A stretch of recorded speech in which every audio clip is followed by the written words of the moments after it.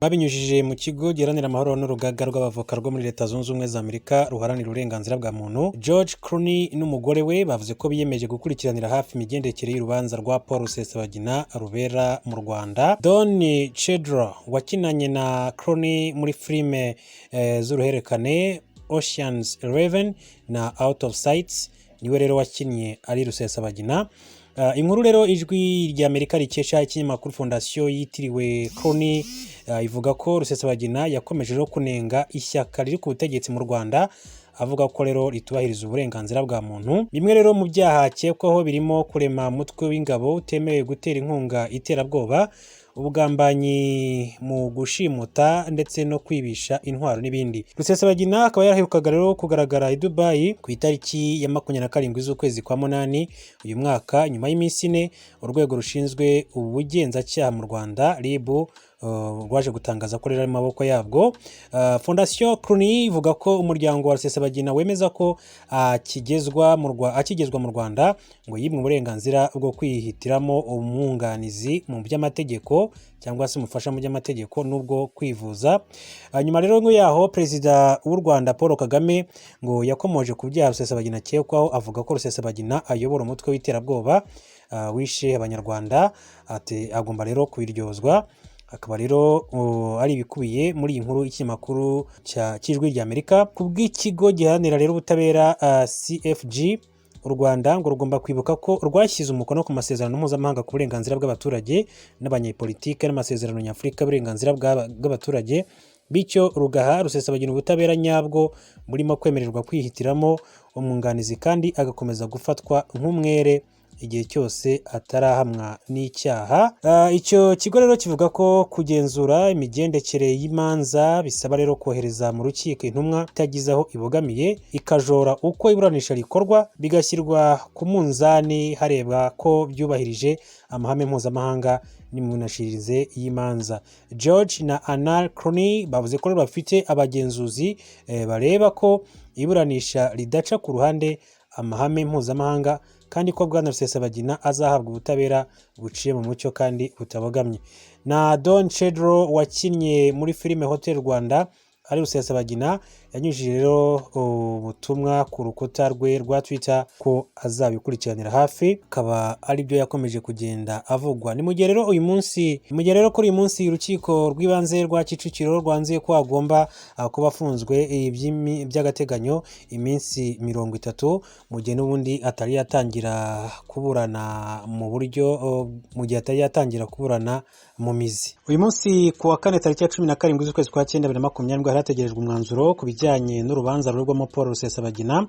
Akaba rero uyu munsi ku gicamunsi mu by'ukuri nibwo byari biteganyijwe ko haza kumenyekana ese mwanzuro n'uwuhe kujyana no gufungwa no gufungurwa ku rubanza rurwamo Paul Rusesabagina.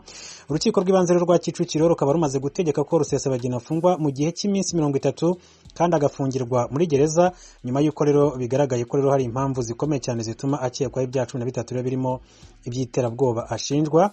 Kimwe nuko rero iburanisha rero ryo ku munsi wa mbere ryagenze, abantu bose bitabiriye babanje rero kugaragaza ko bapimishije icyorezo cya coronavirus, bapimwaga rero umuriro kandi bagategekwa kubanza rero gukaraba intoki. Abashinzwe n'umutekano bari benshi nk'ubushize, ndetse kandi mu cyumba cy'iburanisha usibye abantu bake barimo abakozi ba ambasade y'Amerika, abandi bose bari abanyamakuru. Ku isaha ya 8:40 nibwo Rusesabagina yinjiye mu cyumba cy'iburanisha.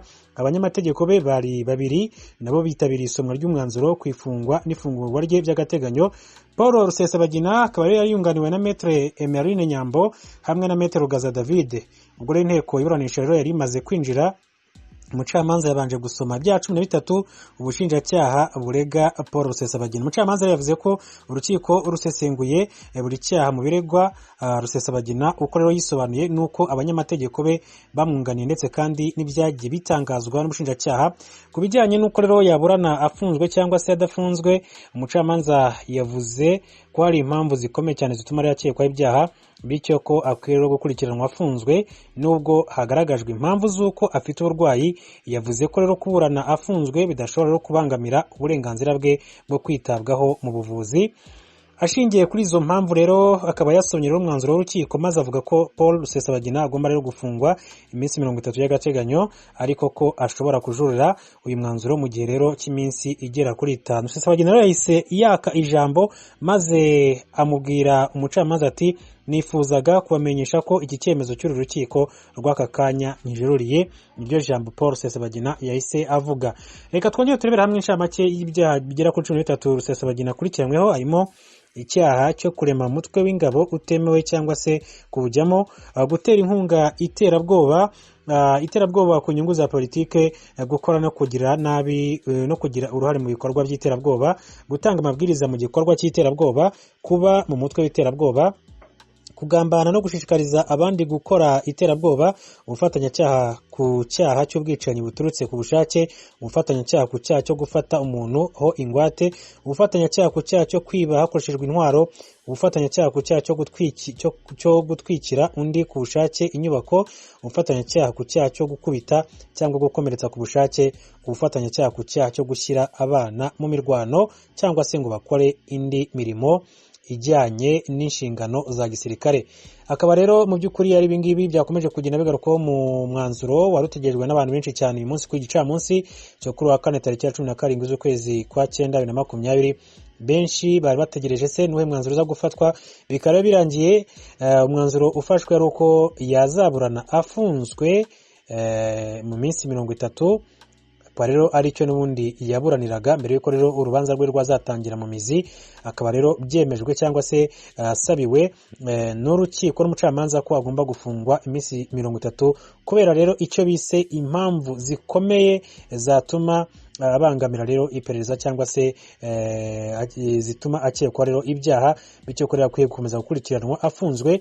Nubwo hagaragajwe impamvu z'uko rero ngo afite uburwayi, ko yavuze ko kuburana rero afunzwe ngo udashobora kubangamira uburenganzira bwe bwo gukomeza kwitabwaho cyangwa se kugira ngo akomeze ahabwe ubuvuzi. Akaba rero byavuzwe n'umucamanza. Rero umukobwa wa Paul Rusesabagina akaba yaragize ati twavuganye nawe ariko twari tuzi ko bamuhagaze inyuma barimo baramubwiriza ibyo agomba kuvuga byose muri rusange.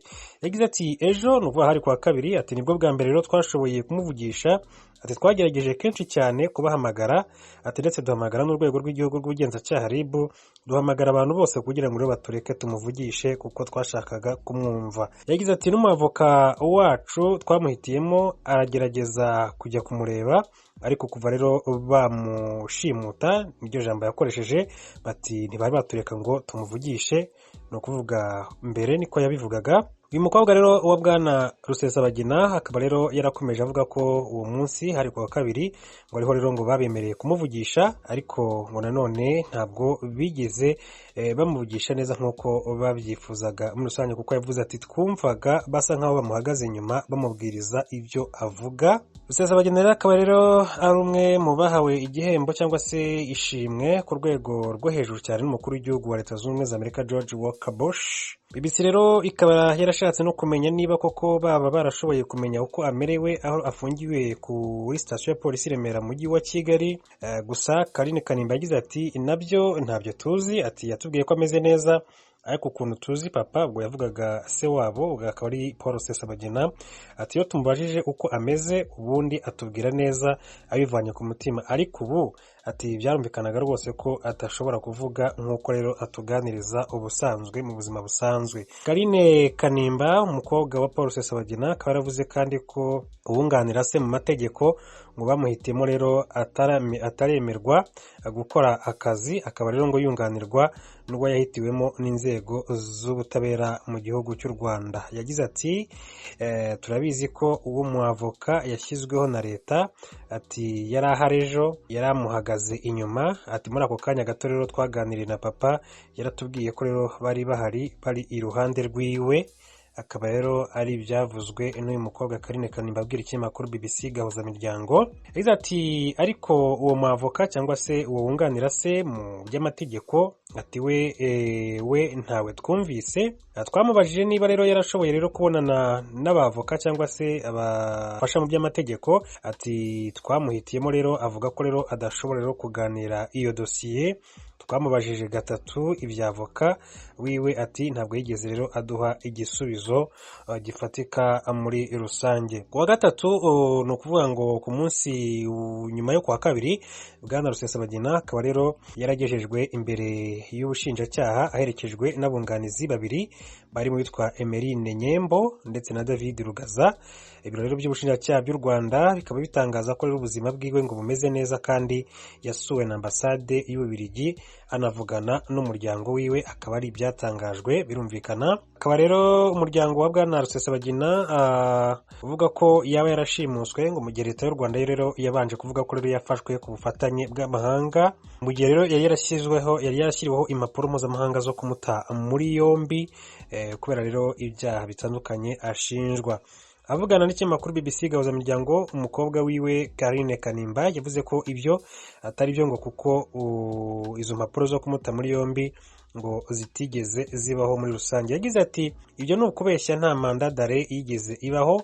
Ati ibyo rero ni mu Rwanda babivuze, nimba rero yariho ni ukubera iki yakomeje rero gufata ingendo ntawe umukoma mu nkokora cyangwa se ntawe umufata niba koko iyo mandadare yari yarashyizweho. Umwaka ushize rero akaba rero yarakomeje ingendo zitandukanye. Ati iyo haba hari abantu rero bashaka kumufata ntaho yari kujya kuko bari kuba rero baramufashe na mbere. Ati icyo tuzi cyo ni uko bamujyanye ku ngufu cyangwa se ku gahato, akaba rero ari ibyagiye bigarukwaho muri rusange. Hakaba rero n'amafoto atandukanye. Ahangaha akaba ari ifoto ya Paul Rusesabagina ubanza uri iruhande rw'iburyo, umugore wiwe witwa Tatiana wa kabiri uvuye iburyo, ndetse n'utwa Don Shedro wa kabiri uvuye ibumoso, ndetse n'umukunzi wiwe witwaga Bridget wa mbere uvuye ibumoso. Rero bari mu birori icyo gihe bya Oscar ku nshuro ya 77 tariki ya 27 z'ukwezi kwa 2025,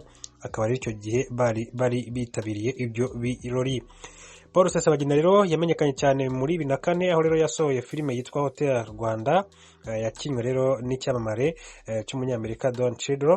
Iyo filime rero ibara inkuru y'ukuntu Rusesabagina yakije abantu barenga 1000 bari barahungiye kuri hoteli ya Milcorin yayoboraga.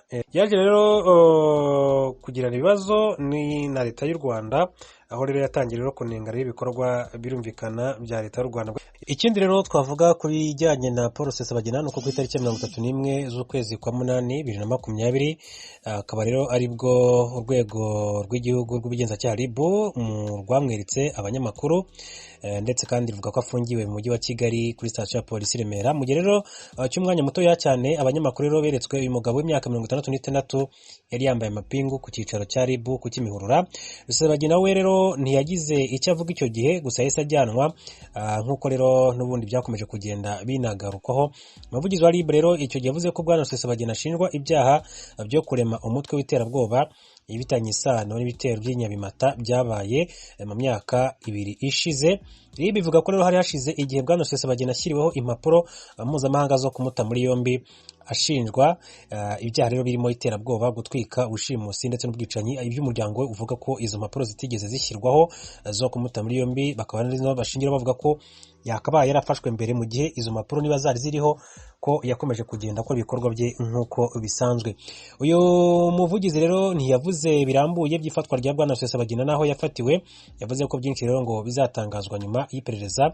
Bwana Rusesabagina rero akaba yarazwi cyane undi ku isi kuko inkuru ye mu gihe cya jenoside yashingiyeho hakorwa filime yamaganye ndetse kandi yamamaye ku isi yitwa Hotel Rwanda yasohotse muri 2004.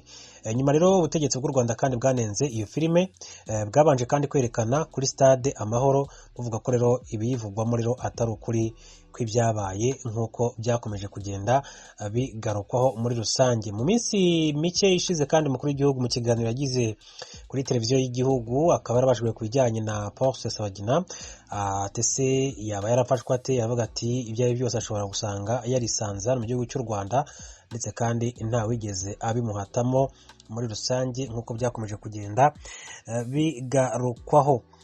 Rusesabagina rero akaba asanzwe mu bakuriye ishyaka MSD ubumwe rifite rero umutwe w'inyeshyamba wa FLN ukorera mu burasirazuba bwa Repubulika Demokarasi ya Kongo urwanya ubutegetsi bw'u Rwanda nk'uko byakomeje kugenda bigaruka mu kwezi gushize rero kwa karindwi. Karl Nsabimana Sankara wari umuvugizi w'umutwe wa FLN ari kwiregura ku bya 17 aregwa yabwiye urukiko ko rero biciye mu bucuti bwa Paul Rusesabagina na Perezida Edgar Lungu wa Zambia.